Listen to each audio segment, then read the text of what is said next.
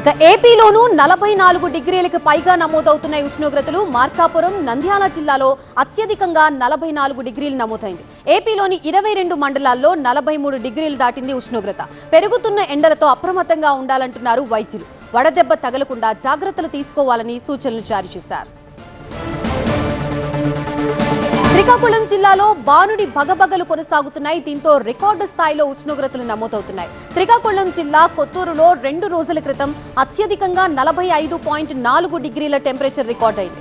ఎండల తీవ్రత పెరుగుతూ ఉండటంతో వడదెబ్బ మరణాలు కూడా నమోదవుతున్నాయి.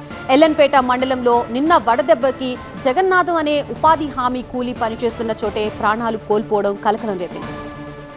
ఇక శ్రీకాకుళం జిల్లాలోని రికార్డు స్థాయి ఉష్ణోగ్రతలపై మరింత సమాచారం మా సీనియర్ కరెస్పాండెంట్ శ్రీనివాస్ అందిస్తారు.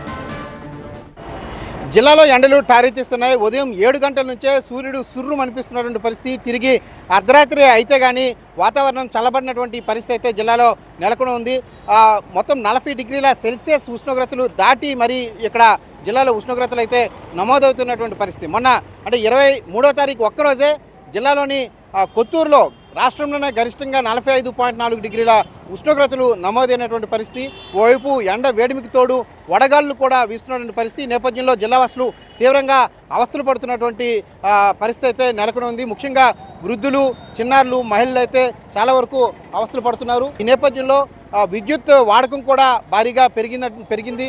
అటు రిఫ్రిజిరేటర్లు, ఫ్యాన్లు, ఏసీలు, కూలర్ల వాడకం విపరీతంగా పెరగడంతో కిందటేడాదితో పోలిస్తే 6 మిలియన్ యూనిట్ల ఉష్ణోగ్రతలు కూడా పెరిగినట్టుగా అటు విద్యుత్ శాఖ అధికారులు చెబుతున్నారు. ఏదేమైనప్పటికీ కూడా ఎండల తీవ్రత అయితే చాలా దారుణంగా ఉన్నటువంటి పరిస్థితి. ఈ నేపథ్యంలోనే ఉదయం 11 గంటల నుంచి సాయంత్రం 4 గంటల వరకు కూడా అత్యవసరమైతేనే తప్పితే ఎవరు కూడా ఇళ్ల నుంచి బయటికి రావద్దని కూడా వైద్యులు, వాతావరణ శాఖ నిపుణులు కూడా హెచ్చరిస్తున్నటువంటి పరిస్థితి. ఒకవేళ తప్పనిసరి పరిస్థితుల్లో బయటకు వచ్చినా సరే తగిన జాగ్రత్తలు తీసుకోవాలని కూడా సూచిస్తున్నటువంటి పరిస్థితి.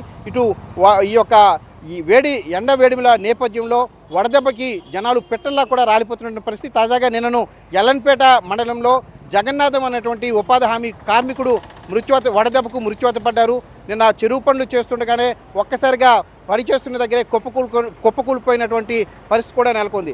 అయితే ఏప్రిల్ నెలాఖరులోనే ఈ విధంగా ఎండలు ఉన్నాయంటే మే, జూన్లో ఇంకా ఎండలు టారెత్తిస్తాయని కూడా వాతావరణ శాఖ అధికారులు హెచ్చరిస్తున్నారు. ఈ నేపథ్యంలో తగిన జాగ్రత్తలు తీసుకోవాలి అని చెప్పి కూడా అటు వైద్యులు, వాతావరణ శాఖ నిపుణులు సూచిస్తున్నటువంటి పరిస్థితి.